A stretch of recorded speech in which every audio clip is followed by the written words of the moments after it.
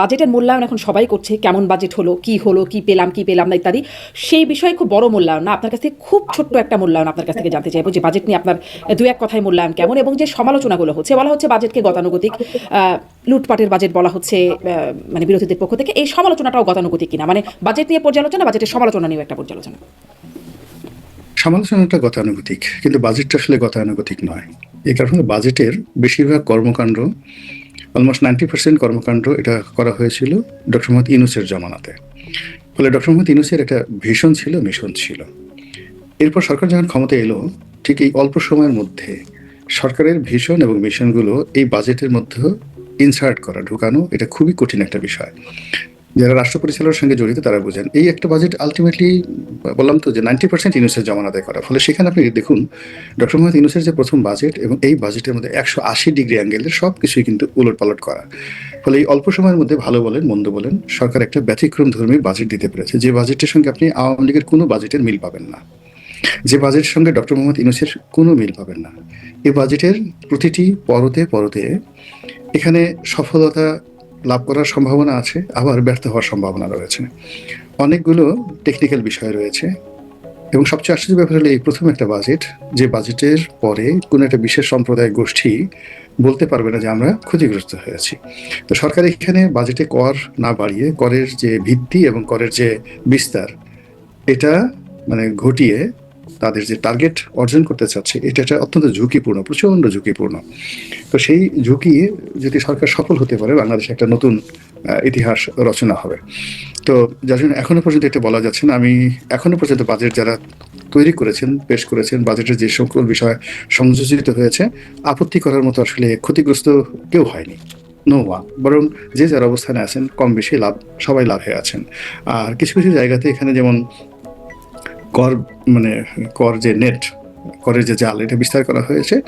তো সেক্ষেত্রে কেউ ক্ষতিগ্রস্ত, কিন্তু কেউ বলতে পারবে না যে আমি ক্ষতিগ্রস্ত, বিকজ অনেক দিন মানুষ দাবি করছে না আসলে এদের এই জিনিসগুলো দেওয়া উচিত। যেমন ধরুন আবাসন খাতে, তা আবাসন খাতে একজন লোকের একটা জমি আছে 10 কোটি টাকা মূল্যের, সেই জমিটা ডেভেলপ করলো একটা ডেভেলপারের মাধ্যমে ট্যাক্স ফাঁকি দেওয়ার জন্য।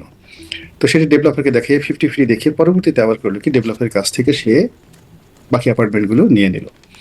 তো এইবার এই বাজেটে বললো যে না, আপনি আপনার সাথে ডেভেলপারের যে চুক্তিগুলো হয়েছে সেই চুক্তি অনুযায়ী আপনি যে টাকা পাবেন, যা কিছু পাবেন, সেটা ওয়ান পার্ট, এটা একটা স্ট্যান্ডার্ড আছে 50-50।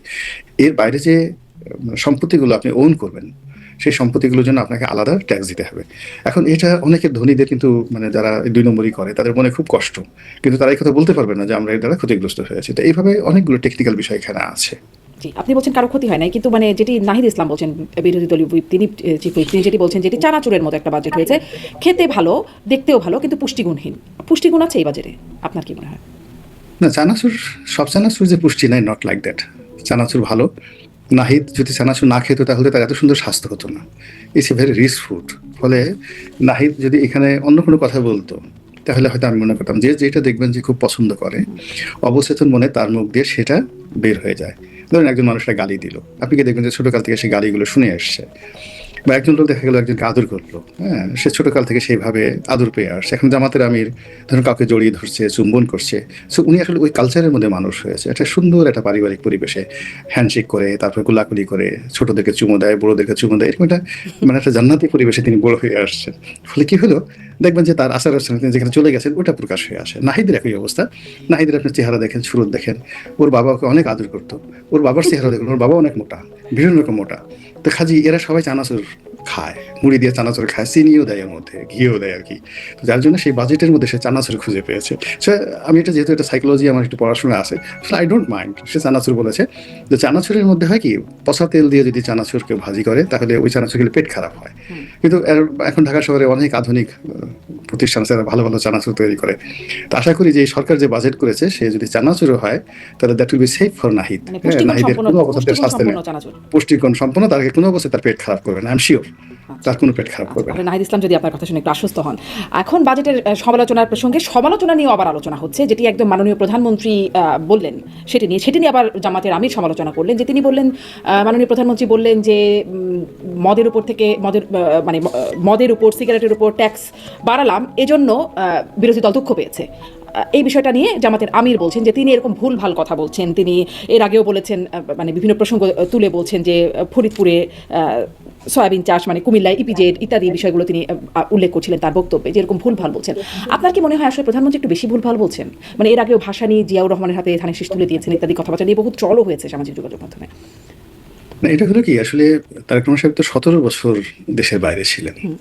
তো সেখানে খালি তিনি ইংরেজি শুনেছেন, এবং আইরিশ ইংলিশ, এবং যাকে বলে একদম অ্যাংলো স্যাকশন যেগুলো ইংরেজি বলা হয়। আপনি ইংল্যান্ডের যে ইংরেজি, এটা কিন্তু আমাদের বাংলাদেশের মতো ইংরেজি না, খুব সহজে বোঝা যায় না।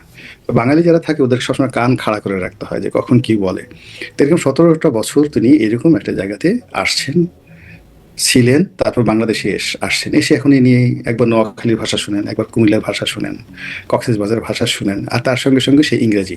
তো আপনি তার ব্রেনের মধ্যে আপনি দেখেন অনেকগুলো কিন্তু মানে ডাটা এন্ট্রি হয়, অনেকগুলো প্রসেস হয়, তারপর শেষে অনেকগুলো রসায়ন হয়। আপনি যেমন এখন বাংলাদেশে ছিলেন, টেলিভিশনে করছেন, এখন দীর্ঘদিন যাবতে আমেরিকাতে আছেন, হঠাৎ করে বাংলাদেশে আসেন, এসে আপনি ইলিশ মাছ দিয়ে একদম তরতাজা ইলিশ মাছ দিয়ে ভাত খান, চিংড়ি মাছ দিয়ে আপনি ভর্তা খান, আপনি দেখবেন অ্যালার্জি হয়ে গেছে আপনার। তো এরকম অনেকগুলো ব্যাপার। এখন প্রধানমন্ত্রী বাংলাদেশে আসছে মাত্র অল্প কিছুদিন হলো, তাকে অন্তত একটা বছর সময় দিতে হবে। তো একটা বছরের মধ্যে তিনি বুঝে যাবেন যে স্ক্রিপ্টটা কিভাবে পড়তে হয়, কোথাও কিভাবে পড়তে হয়। তিনি হয়তো, আমি মানে অনেক সময় দেখা গেল যে বোঝা যায়, যেমন কুমিল্লাতে ইপিজেড হবে, কুমিল্লাতে একটা ইপিজেড আছে। তো তিনি যদি বলতেন যে ইপিজেড, হ্যাঁ সেটা আছে, তো উনি বলতে পারতেন যে কুমিল্লাতে একটা ইপিজেড আছে, আর একটা ইপিজেড হতে অসুবিধা কি, আমরা আরো আধুনিক একটা ইপিজেড করবো। ঢাকাতে যেমন দুটো ইপিজেড আছে, একটা পুরনো ইপিজেড, একটা নতুন ইপিজেড। চট্টগ্রামে অনেকগুলো ইপিজেড আছে, সে প্রাইভেট ইপিজেড আছে, সরকারি ইপিজেড আছে। তো সেক্ষেত্রে মানে ওনার কথাটা আপনি যদি ভুল ধরেন, সে ভুলও যেভাবে ধরতে পারেন, আবার সঙ্গে সঙ্গে যার ভুল ধরা হয়েছে তিনি কিন্তু সেটার আবার প্রত্যুত্তর দিতে পারেন যে ঠিক আছে, আমি এই কথা বলেছি, ইটস নট এ মিস্টেক, আমি যেটা বলেছি, যেটা ওই জায়গাতে জায়গা অল্প, নতুন একটা জায়গাতে আমরা বড় করে ইপিজেড করবো, আরো বড় ইপিজেড করবো, সেটাই বোঝাতে পেরেছি। আর বিরোধী দলের যারা লোকজন আছে তারা সেই 1400 বছর আগের ধ্যান ধারণা নিয়ে আসে। সেই দেখা গেল আরব দেশের লোকজন কম্বল পরতো, এখন তারা নতুন করে আবার সেই কম্বল পরার চিন্তা ভাবনা করছে। আমরা তো এরকম চিন্তা ভাবনা, আমি আমেরিকা থেকে আসছি, ইউরোপ থেকে আসছি, ইংল্যান্ড থেকে আসছি, আমার wife is a PhD holder doctor. ফলে আমাদের চিন্তা চেতনা তো আসলে ডাক্তার শফিক এমবিবিএস চিন্তা করতে পারবে না। ডাক্তার শফিককে যদি তারেক রহমানের চিন্তা ভাবনা করতে হয়, তাকে doctor Shafiqur Rahman FRCS London হতে হবে, এবং এফআরসিএস লন্ডন হলেও তার মর্যাদা হবে তারেক রহমান সাহেবের ওয়াইফের সমপর্যায়ের। তো তারেক রহমান তো স্বামী হিসেবে তার ওয়াইফের উপরে, আমাদের বাঙালির যে কালচার, আপনি গিয়ে দেখেন, মানে আমরা তো অনেক দাম্পত্য জীবন দেখেছি, ফার্স্ট লেডি হলে সবাই একটু ভাবসাব দেখানোর চেষ্টা করে। অতীতে যেমন রওশনের সাথে দেখিয়েছেন, রওশনের সাথে না, এরশাদের বান্ধবীরাও তো যে ভাবসাব দেখায়, এর যন্ত্রণায় মানুষ আসছে। তো সেখানে তারেক রহমান সাহেবের ওয়াইফ, আপনি দেখেন একটা টু শব্দ করছে না, শুধু হাসছে, স্বামীর সঙ্গে সঙ্গে যাচ্ছে।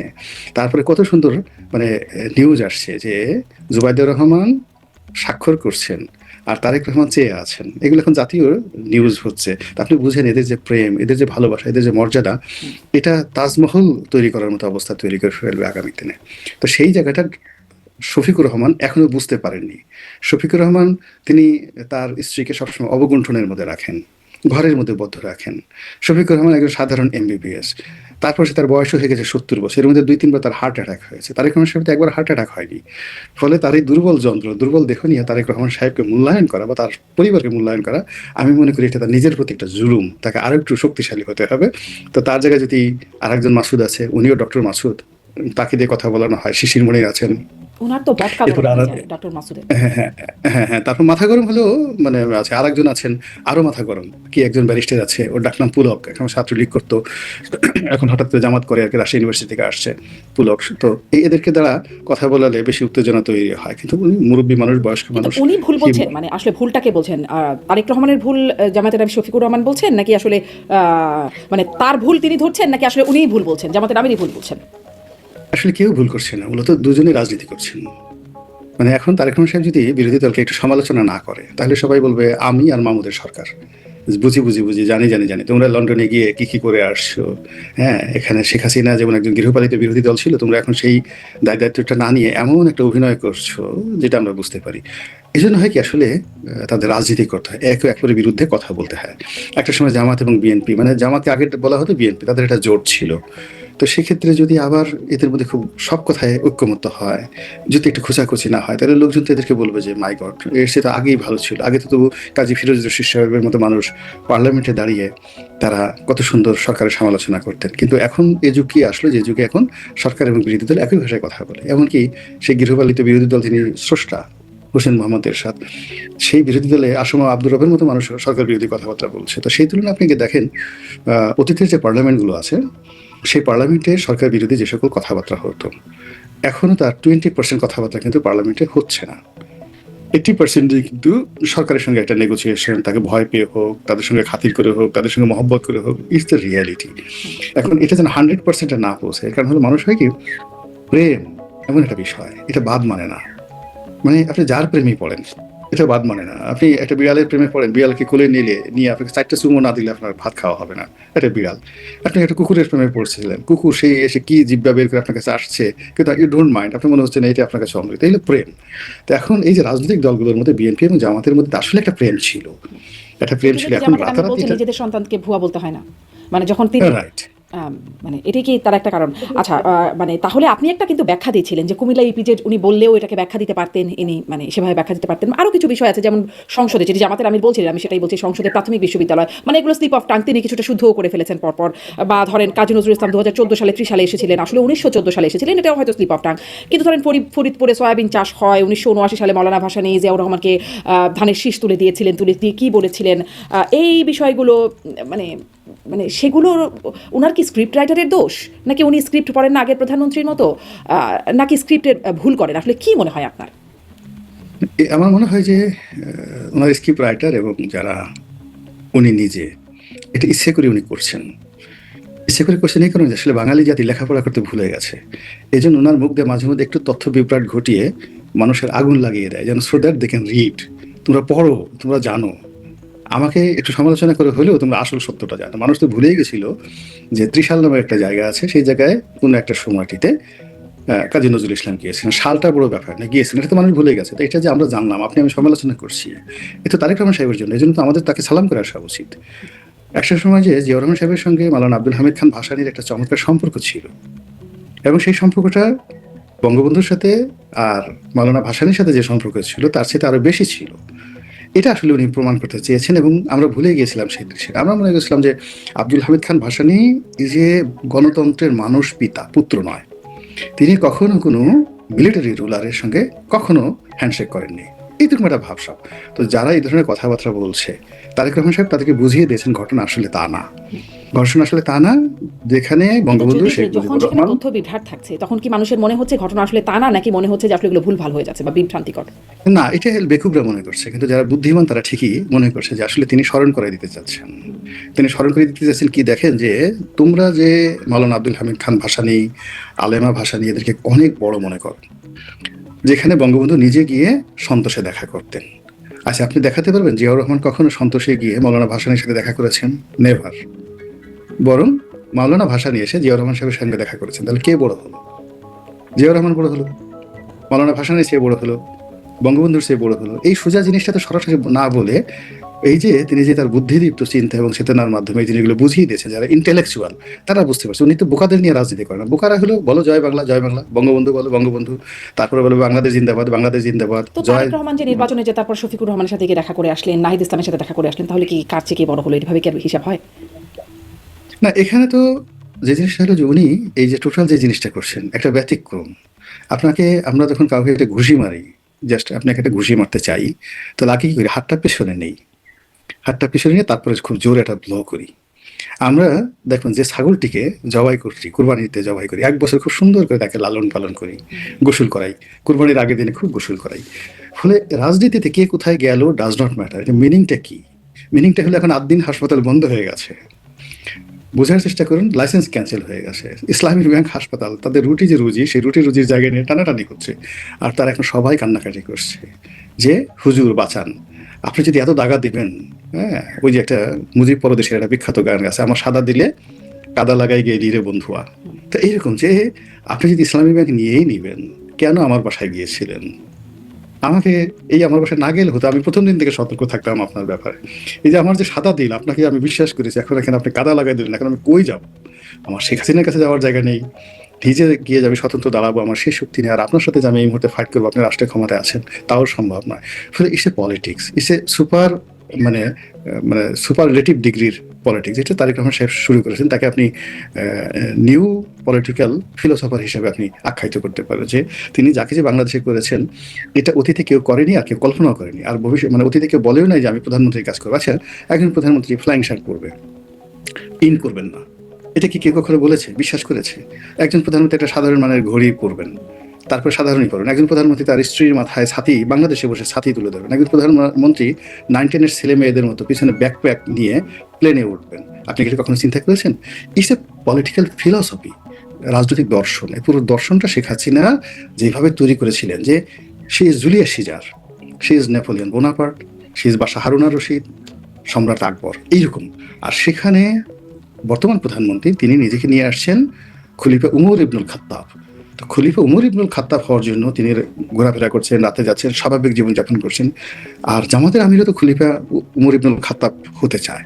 তো এটা নিয়ে টানাটানি হচ্ছে না? সেই টানাটানির কারণে কি হচ্ছে, তারেক রহমান সাহেব জিতে গেছেন। হ্যাঁ, তো সেই জিতে যাওয়ার কারণে এখনো তো মানে জামাতের আমির তো তার পোশাক পরিবর্তন করেন নাই, তিনি তার আগের মতো আছেন। কিন্তু তারেক রহমান সাহেব তারেক রহমানের মতো, সে একটা আলাদা, মানে মোদি যেভাবে একটা ভারতে একটা নতুন পোশাক তৈরি করেছেন, নতুন একটা স্টাইল তৈরি করেছেন, সে নিজে মানে গাড়ি চালাচ্ছেন, সেই গাড়ির সামনে লোকজন দৌড়াচ্ছে। আচ্ছা, প্রধানমন্ত্রী গাড়ির সামনে অতীতে কখনো কেউ দৌড়াইছে বলেন? কেউ কখনো দৌড়ায়নি, মন্ত্রীরা দৌড়াচ্ছে। আচ্ছা, তিনি বিরোধী দলীয় থেকে একজন আন্দালিব রহমান পার্থকে এনে তার পাশে বসালেন। নিঃসন্দেহে পার্থ তো তাকে বলেনি যে লিডার বা তারেক ভাই, আমি আপনার পাশে একটু বসতে চাই, এবং আপনার পাশে বসে আপনি যখন গাড়ি চালাবেন আমি তখন একটা সেলফি তুলবো, আর সেই সেলফি তুলে আমি অবশ্যই এটা ফেসবুকে দেবো। এটা পার্থ কখনো বলেনি। নিঃসন্দেহে পার্থর যেহেতু একটা গ্রেট ফলোয়ার আছে, তারেক রহমান সাহেবের এটা একটা অসাধারণ একটা রাজনৈতিক দর্শন, যে পার্থর মতো একজন হ্যান্ডসাম, ইয়াং, প্রগ্রেসিভ, তরুণদের মধ্যে যার প্রচুর ভক্ত আছে, তার মতো লোক বিরোধী দলকে নিয়ে পাশে বসিয়ে তিনি যে গাড়ি চালালেন, এখন দেখেন তার দলের সব লোকের মধ্যে একটা বিরোধী ইঁদুর দল কেন দৌড় হয়ে বলছেন? গেছে। তিনি তো আসলে জোটেরই সদস্য, তারা তো হ্যাঁ, ধরেন ওই যে জোটেরই সদস্য, এখন এই সেম সুযোগ পাওয়ার, দেখেন এই সেম সুযোগ দ্বিতীয়বার পেল কক্সবাজারে গিয়ে সালাউদ্দিন সাহেব। এখন যারা প্রধানমন্ত্রীর পাশে এই গাড়িতে বসে সেলফি তুলতে পারছেন, তারা মনে করছেন we are the luckiest person. এই জন্য হয় কি, প্রধানমন্ত্রীর গুড বুকে যাওয়ার জন্য দিন রাত তারা জিকির করছে, ফিকির করছে, চেষ্টা করছে, তদবির করছে, কে ওখানে বসবে। আচ্ছা, শহীদুদ্দিন চৌধুরী আনি, তিনি তো প্রধানমন্ত্রীর কাছে, তার কি একটু বসার শখ হয় না? ফলে কি হয়েছে, যদি বসতে চাও তাহলে আরো কাজ করো, আরো প্রধানমন্ত্রীর কাছাকাছি আসো। কিংবা এতগুলো মন্ত্রণালয় দেওয়া হয়েছে রবিউলকে, রবিউলকে একটু বসতে ইচ্ছা করে না যে ঠিক আছে, পার্থ ওখানে মন্ত্রী হলো না, কিছু হলো না, জোটের সঙ্গী, সে শুধু বসলো না, সঙ্গে সঙ্গে একটা সেলফিও তুলে ফেললো। তো এই যে সুযোগটা সে পেলো, আমার কি স্বাদ জাগে না? আমার কি ইচ্ছা হয় না? তো তখন কি করবে, আচ্ছা ঠিক আছে, তোমার যখন ইচ্ছা হয় তখন তুমি কাজ করো, আরো বেশি বেশি কাজ করো, আমাকে খুশি করো, দেশের জন্য কাজ করো, রাষ্ট্রের জন্য কাজ করো। হি ইজ পার্থ এ কি জিনিয়াস, করেছেন দেশের পলিটিক্যাল জন্য, জিনিয়াস। রাষ্ট্রের জন্য, যার কারণে মানে সুযোগটা পেলেন? এটা তো একান্ত প্রধানমন্ত্রীর ব্যাপার, এটা আপনার আমার ব্যাপার না। আপনি তো পার্থর সাথে ছবি তুলেন নাই, আমি তো ছবি তুলিনি। যদি আমি ছবি তুলতাম পার্থের সঙ্গে, তাহলে আমরা মনে করতাম যে না, I have seen something extraordinary. পার্থর সঙ্গে তো আমার খুবই ভালো সম্পর্ক, কিন্তু কোনোদিন আমার তার সঙ্গে পাশাপাশি কোনো ছবি তোলা হয়নি। তো সেদিক থেকে প্রধানমন্ত্রী যেহেতু তুলেছেন, তিনি পার্থর মধ্যে এমন কিছু পেয়েছেন যেটা কারণে সেই পাথর যে ঘ্রাণ, তার ব্যক্তিত্ব, তার সব কিছু, মানে এমন কিছু তিনি পেয়েছেন যেটাতে প্রধানমন্ত্রী আকর্ষিত হয়েছেন এবং তাকে তার পাশে বসিয়েছেন। এটা চারটিখানি ব্যাপার নয় শারমিন, এটা অনেক বড় একটা বিষয়। জি, আপনি স্বরাষ্ট্রমন্ত্রীর কথা বলছিলেন যে তিনিও এই সুযোগ পেয়েছেন। স্বরাষ্ট্রমন্ত্রী অনেক বেশি মানে তার উপরে লাইমলাইট, অনেকে তাকে সর্ব মন্ত্রণালয়ের মন্ত্রী এভাবেও বিরোধী দল বলছেন। কদিন আগে শুনেছিলাম ডিফ্যাক্টো প্রধানমন্ত্রী হিসেবেও তাকে বলছে বিরোধী দলের পক্ষ থেকে। মানে এই যে তিনি আসলে সব বিষয়েই কথা বললেন, সংসদের বাহিরে, প্রধানমন্ত্রীর মানে কন্ট্রোল বা গ্রিপ কি এর মাধ্যমে কমে যায়? মানে তিনি কি বেশি লাইমলাইটে থাকেন? না না না না না, এখানে আপনি প্রধানমন্ত্রীকে যদি সম্রাট আকবর চিন্তা করেন, তাহলে তাকে চিন্তা করেন বৈরাম খান।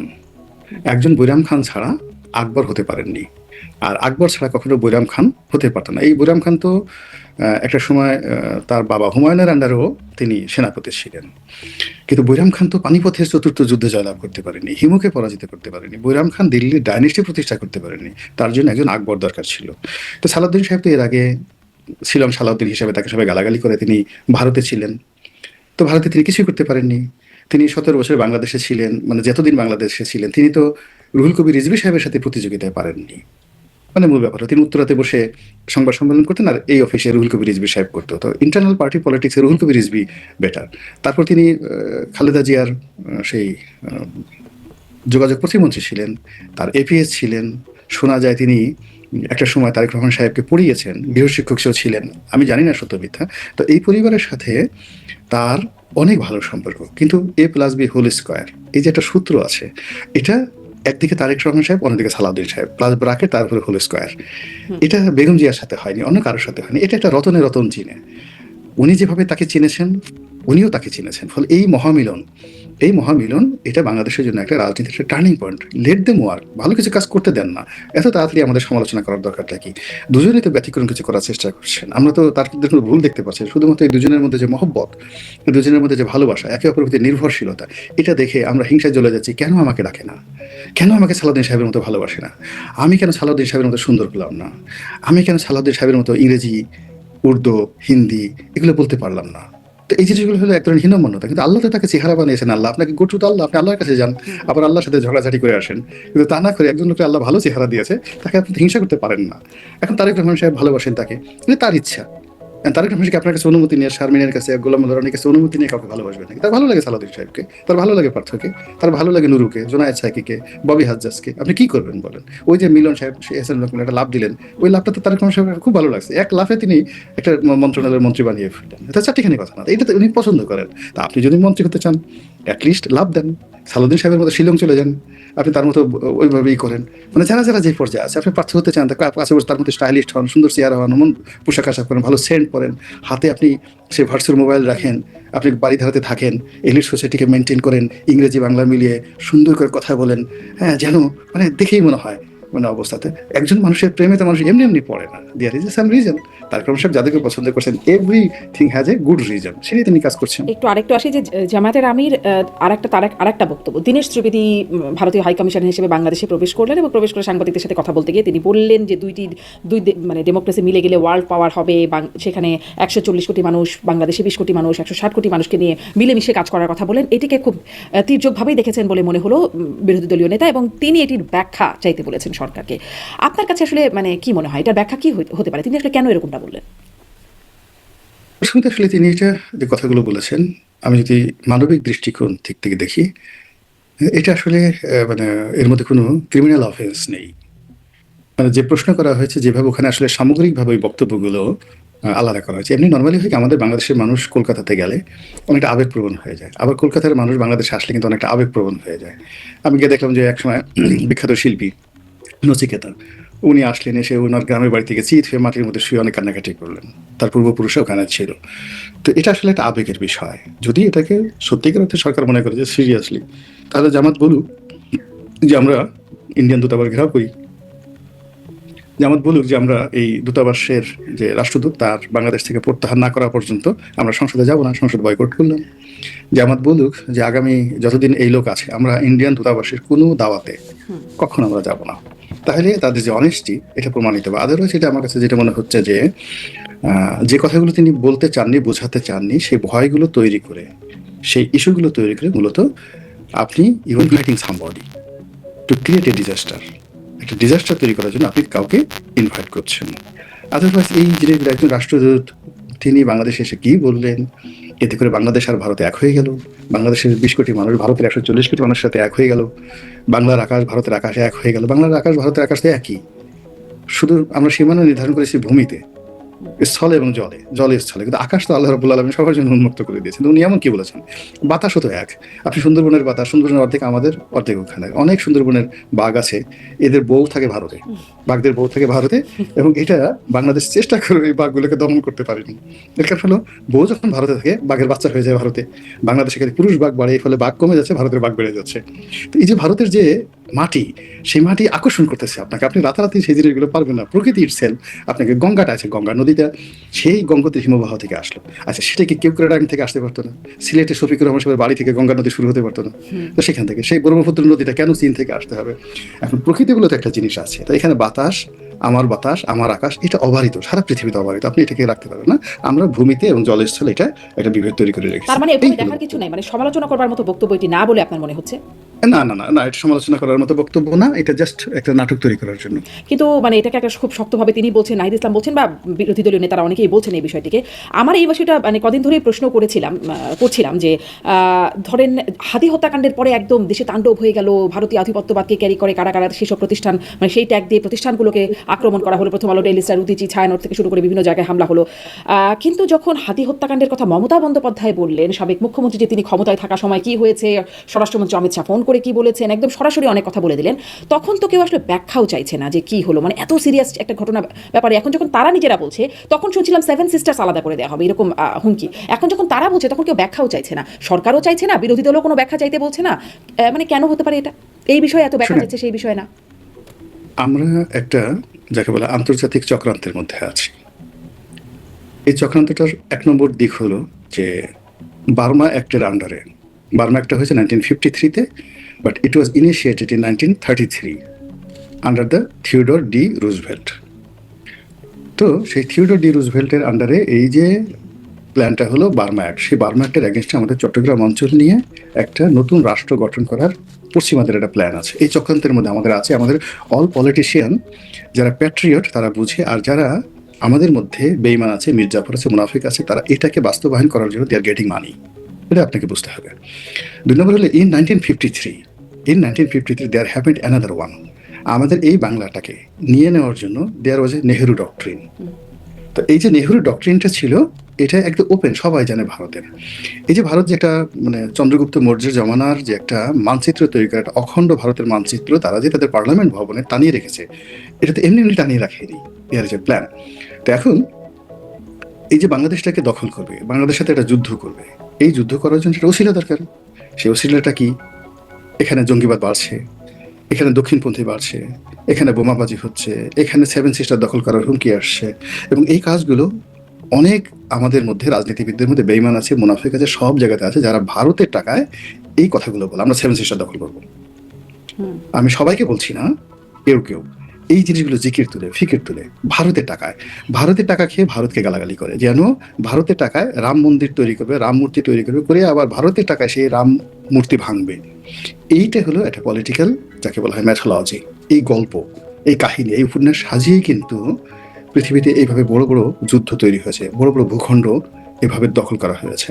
আমাদের ভূখণ্ড তো অল্প কয়েকদিন, এটা তো অন্তত পক্ষে 4-5 হাজার বছরের ইতিহাস আছে। বহুবার আমরা দিল্লির দ্বারা অধিকৃত হয়েছি, মুর্শিদাবাদ বহুবার আমাদেরকে দখল করেছে, বহুবার। এমনকি যেমন নরেন্দ্র মোদীর যে জায়গা, যেখানে সেই দক্ষিণ ভারত, দাক্ষিণাত্য, গুজরাট, এই এলাকাতে রাজা ছিলেন সেই রাজেন্দ্র, তো চোল সম্রাট রাজেন্দ্র, তিনি আজ থেকে 1000 বছর আগে, অর্থাৎ এখন 2026 সনে এই বাংলা দখল করে নিয়ে গেছিলেন 1000 বছর আগে। কেন জানেন? এই যে গঙ্গার পানি এই অন্যদিকে প্রবাহিত করার জন্য, এই পানির জন্য তিনি এত দূর পথে দাক্ষিণাতে এখানে এসে যুদ্ধ করেছেন।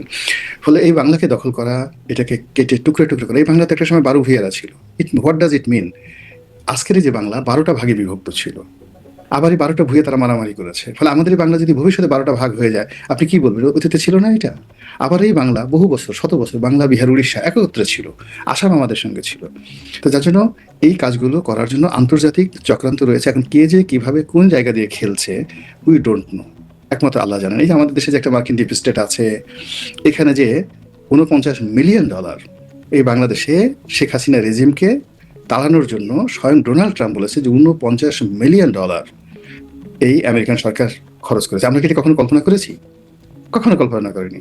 এই আমেরিকান সরকার এখানে আমাদের মতো $49 মিলিয়ন করে বিনিয়োগ করে $4.5 বিলিয়ন সে যে আপনার বিমান চুক্তি আর $15 বিলিয়ন যে সামগ্রিক চুক্তি করে নেবে, আমরা এটা কখনো কল্পনা করেছি? কখনো কল্পনা করিনি। ফলে আসলে আমরা অনেকগুলো কথা শুনে দেখবেন, যে যত বেশি কথা বলছে, যে যত বেশি দেশপ্রেম দেখাচ্ছে, তার মধ্যেই হয়তো দেশ বিক্রি করার বীজ হয়তো কোনো দেশ লুকিয়ে রেখেছে বা ওখানে ঢুকিয়ে দিয়েছে। মানে এখানেও ডিপ স্টেটের চাল থাকতে পারে বলে আপনি অবশ্যই ডিপ স্টেটের চাল, মানে ডিপ স্টেটের চাল থাকতে পারে। জি, আমি একটু মানে ওসমান হাদির কথা বলছিলাম। এখন ওসমান হাদিকে পাঠ্য বইয়ে অন্তর্ভুক্ত করবার কথা বলা হয়েছে যে 2028 শিক্ষাবর্ষ থেকে 5ম শ্রেণীতে শহীদ ওসমান হাদির বীরত্বগাথা পাঠ্যপুস্তকে অন্তর্ভুক্ত করা হবে। ওসমান হাদির বোন তিনি মাসুম হাদি, তিনি ফেসবুকে স্ট্যাটাস দিয়ে বলেছেন 28 সাল থেকে কেন, 27 সালের থেকে কেন নয়, এবং 5ম শ্রেণী থেকে বিশ্ববিদ্যালয় পর্যন্ত কেন নয়। মানে আমরা দেখেছি ওসমান হাদি খুবই তেজদীপ্ত কথা বলতেন, তার বেশ মানে একটা রাজনৈতিক বক্তব্য, তার মুখে বেশ শোভাও পেত, বেশ গালিগালাজও করতেন। কিন্তু আসলে পাঠ্যপুস্তকে অন্তর্ভুক্ত করবার মতো আপনার কাছে কি মনে হয়, মানে কি বিষয়গুলো পাঠ্যপুস্তকে অন্তর্ভুক্ত করার মতো? প্রথমত হলো যে ওসমান হাদিকে সৃষ্টি করা হয়েছে, তিনি সৃষ্টি হননি। আমাদের এই সমাজে যারা, আমি তো বললাম যে একজন মানুষ দীর্ঘদিন পরিশ্রম করে একটা সফলতার দ্বার প্রান্তে পৌঁছে যায়, সে এমপি হবে, মন্ত্রী হবে, এখন বা রাজনীতিবিদ নেতা হবে, সবার একটা আউটস্ট্যান্ডিং লং একটা যাকে বলা হয় ইতিহাস থাকে। এখন ধরেন এই নাহিদ, সার্জিস, আমি উইথ ডিউ রেসপেক্ট যারা যারা এই সময়টাতে বিপ্লবী আসছে, এখন আমরা তো তাদের কাউকে চিনতাম না। আমরা বড় জোর নুরুকে চিনতাম, বড় জোর রাশেদকে চিনতাম, নুরু রাশেদের বাইরে কিন্তু আমরা কাউকে চিনতাম না। উসমান হাদি নামক যে একটা লোক আছে, এটা তো আমি সেই যে জুলাই আগস্ট বিপ্লবের সময় তো আমি একেবারে রাজপথের একজন মানুষ। মানে যেদিন শেখ হাসিনা চলে গেছেন, মানে যেদিন কারফিউ ছিল, সেই দিন আমি জানি না আমার লেভেলের একটা লোকের ঘর থেকে বের হয়েছে কিনা। আমি কথা বলেছি নো ওয়ান। আমি কিন্তু সেদিন প্রচণ্ড বৃষ্টির মধ্যে রাস্তায় বের হয়ে তারপর অফিসে আসছে, সারাদিন অফিস করেছি। তো কাজী এই যে এই সময়গুলোতে আমি তো কখন উসমান হাদির নাম শুনিনি। 2024 সনের আগস্ট মাসে আমি কখন উসমান হাদির নাম শুনিনি, জুলাই মাসে শুনিনি, তার আগে কখনো শুনিনি। হঠাৎ করে এই উসমান হাদি চলে আসলো, তারপরে সে সমন্বয়করা চলে আসলো, আর একটা যে নতুন আর একটা কি দরবেশ আছে, এর বড় দাড়ি, কি যেন নাম, ওই যে টেক্সট বুক বোর্ডের বই নিয়ে সব কি কেলেঙ্কারি ঠেলেঙ্কারি করলো। তো আসলে ডক্টর মোহাম্মদ ইউনূসের জামানাতে অনেকগুলো ক্যারেক্টার তৈরি করা হয়েছিল, এবং সেই তৈরি করা ক্যারেক্টারগুলোকে আবার দেখা গেল যে অনেকে হারিয়ে গেছে, অনেকে হারিয়ে দেওয়া হয়েছে। উসমান হাদির মৃত্যুটা কোনো স্বাভাবিক মৃত্যু ছিল না। এটা যারাই করেছে, আল্লাহর গজব নাজিল হবে তাদের প্রতি, যারাই করেছে। এর কারণে এই ছেলেটা তো আসলে উসমান হাদি হতে চায়নি। সে একটা কোচিং সেন্টারে নর্মালি কোচিংয়ে সে করতো, সাকল্যে 20-25 হাজার টাকা হয়তো তার মান্থলি ইনকাম ছিল। তার পোশাক, মাদ্রাসা লাইনে সে পড়াশোনা করে কোনো মতে জীবন জীবিকা নিয়ে ঢাকা শহরে সে বসবাস করার জন্য সংগ্রাম ছিল। সেই মানুষটিকে আপনি তুলে আনলেন, একটা তুলে এনে বিশ্ববিদ্যালয়ে তাকে উনি হঠাৎ জয়েন করে, করেছিলেন যতটুকু জানি। হতে পারে, হতে পারে। এখন আমাদের তো কতগুলো বিশ্ববিদ্যালয় আছে যে বিশ্ববিদ্যালয় 5,000 টাকা বেতন দেয় না, 6 মাসও বেতন দেয় না। আপনি টিচার হতে চান, আমি আপনাকে অনলাইনে অনেকগুলো বিশ্ববিদ্যালয়ের টিচার বানিয়ে দেবো, ফুল অধ্যাপক, কিন্তু তার বেতন দিতে পারছে না। তো যার জন্য ইট ডাজ নট ম্যাটার। মূল ব্যাপার হলো যে আমি, মানে এখানে তো বলছি আমার মতো মানুষ যারা, আমি 2009 সন থেকে পলিটিক্যাল টকশো করি। তো টকশো করলে যারা রাজনীতিতে আসে তাদেরকে আমার চিন্তা হবে, নাহলে আমি এত কথা বলছি করে মানুষ কেন আমার কথা শুনছে। আমার কাছে তো তথ্য আছে, ইনফরমেশন আছে, ডাটা আছে। তো সেই ডাটার মধ্যে তো আমি এই সময়টাতে অনেকগুলো লোকের দেখছি, যে লোকগুলোকে আমি 2023 সনে দেখিনি, তাদেরকে চিনি না, জাতীয় তাদেরকে চিনে না। All on a sudden within 6 month এদেরকে তৈরি করা হয়েছে। তৈরি করে এদেরকে একেবারে বলিউড স্টার শাহরুখ খান কিংবা টম ক্রুজ তৈরি করে ফেলানো হয়েছে। আবার নাটক তৈরি করার জন্য সেই টম ক্রুজকে মেরে ফেলা হয়েছে, যারা মানুষ উত্তম কুমারের জন্য কাঁদে, টম ক্রুজের জন্য কাঁদে। তো সেই দিক থেকে এখনো এই যে হাদিকে নিয়ে যে বইয়ে তার বীরত্ব গাথা অন্তর্ভুক্ত করা, আমার কাছে মনে হচ্ছে এই কাজটি সরকারের যারা লোক আছে, দে আর প্লেয়িং, তারা খেলছে। যারা তাকে মানে বানিয়েছে, আবার যারা তাকে মেরেছে, কারা আবার তারা? যারা তাকে, আপনার কি ধারণা, মানে তারা কারা, কারা তাকে তৈরি করলো, কারা তাকে সরালো? যারা এই কাজটা করেছে তারা বাংলাদেশের দেশপ্রেমিক ভালো কেউ না। তারা দেশের মধ্যে হলে তাদের পরিচয় মির্জাফর, জগৎ রায়দুল্লভ, ইয়ার লতিফ। আর তারা যদি আমেরিকার হয় তাহলে তারা they are the agent of deep state. তারা যদি ইসরায়েলের হয় they are the agent of Mossad. তারা যদি ভারতের হয় they are the agent of র। আর কি বলবো, এর চেয়ে বেশি কিছু নয়। কিন্তু আমাদের আপামর জনসাধারণ আমরা হাদি ভাই জিন্দাবাদ, হাদি ভাই জিন্দাবাদ, বঙ্গবন্ধু জিন্দাবাদ, শহীদ জিয়া জিন্দাবাদ, এইভাবে আমরা রাজপথ একজন হাদিকে আমরা তৈরি করিনি। কিন্তু সেই হাদিকে কবি নজরুলের পাশে আবার তারাই দাফন কাফন করেছে।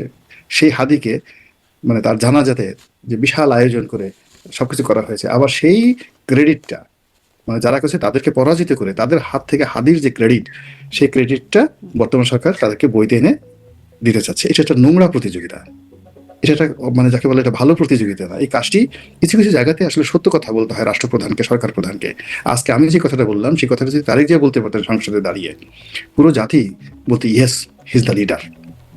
এই যে আজকে আমি যে কথাগুলো বললাম ঠিক সেম কথাটা, যে নো এটা হবে না, ইম্পসিবল, হু ইজ হি, এই কথাগুলো আজকে দেখেন আমরা অনেকেই বলছি বাংলাদেশ বসে। কেন সরকারি দলের যারা লোকজন আছে তারা বলতে পারছেন, তারা হাদিকে নিয়ে তারাও ব্যবসা করতে চাচ্ছেন, অতীতে যাবে। এবং আমি মনে করি হাদি এবং তার ভাই, হাদির ভাই যা বলেছেন যে এর সাথে জামাত আমিরের একজন পিএস আছেন, এর সাথে সরকারি দলের মন্ত্রী এমপিরা আছেন, অন্তর্বর্তী সরকারের উপদেষ্টারা এই মানে হত্যাকাণ্ডের পেছনে আছেন, মানে ব্যাপারটা কি এরকম? তার বক্তব্যের সাথে কি আপনার মানে বিশ্বাসযোগ্য মনে হয়?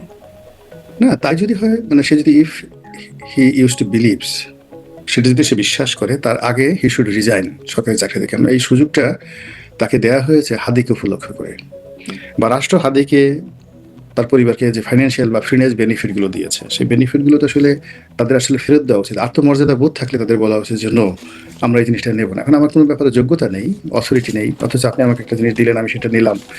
হাদির ভাই যেটা বলেছে, আমি এটির ব্যাপারে আসলে আমি কোনো মন্তব্য করতে চাই না।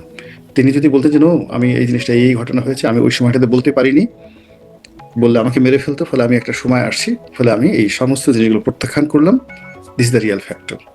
আমি শেষ প্রশ্ন করি, মানে আরেকটা ভিন্ন প্রসঙ্গে, যে চট্টগ্রামে জাতীয় দলের ক্রিকেটার নাইমকে পুলিশ তুলে নিয়ে গেছে, পিটিয়ে নিয়ে গেছে একদম, এবং তার সাথে বেশ দুর্ব্যবহার করা হয়েছে। তারপরে যখন তামিম ইকবাল ফোন করেছেন, তাকে সসম্মানে ছেড়ে দেওয়া হয়েছে, তখন তার সাথে খুব ভালো ব্যবহার করা হয়েছে, তিনি এটি সংবাদ সম্মেলন করে জানিয়েছেন নাইম। মানে মাঝখানে তো আমরা দেখলাম পুলিশ আসলে সামনে, চোখের সামনে মব হয়ে যায়, পুলিশ কিছু করতে পারে না, পুলিশের মনোবল ভেঙে গেছে, এই কথাগুলো খুব শুনতাম, পুলিশের মনোবল। এখন কি আবার সেই মনোবল মানে আগের মতো ফিরে এসেছে বা আগের চেয়েও বেশি ফিরে আসছে? আসলে আপনার কাছে কি মনে হয়? না, পুলিশের মনোবল সবসময় ছিল। থানার ওসি হওয়ার জন্য যে মনোবল দরকার এবং যে ধনবল দরকার, মনোবল এবং ধনবল দুটোই পুলিশের ছিল। এসপি হওয়ার জন্য যে মনোবল ধনবল দরকার সেটা তাদের ছিল। আবার এখন সরকারকে তুষ্ট করার জন্য তারপরে মব তৈরি করে, মবিস্টদেরকে লাগিয়ে যে কোনো একটা পরিস্থিতি তৈরি করে সেখান থেকে টাকা রোজগার করার জন্য যে মনোবল দরকার সেটা পুলিশের আছে। তো কাজেই পুলিশের মতো চলছে।